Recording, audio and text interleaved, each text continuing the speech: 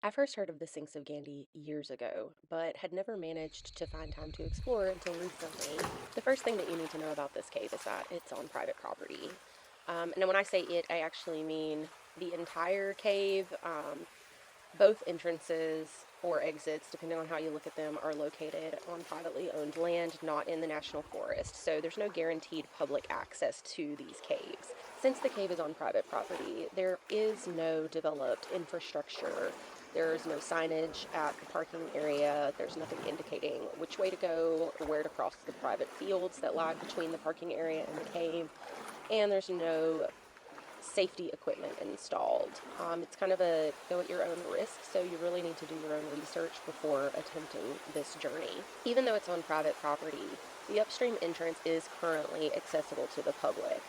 Both entrances used to be accessible, but since a 2023 land sale, the upstream entrance is now the only way in or out of the cave.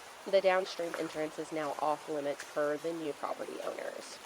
So while the creek enters and then exits in a one-way trajectory on its way to join up with the dry fork of the Cheat River, anyone else coming in has to exit the way that they came in. We entered the cave with headlamps and sandals or water shoes since you're nearly guaranteed to get your feet wet here.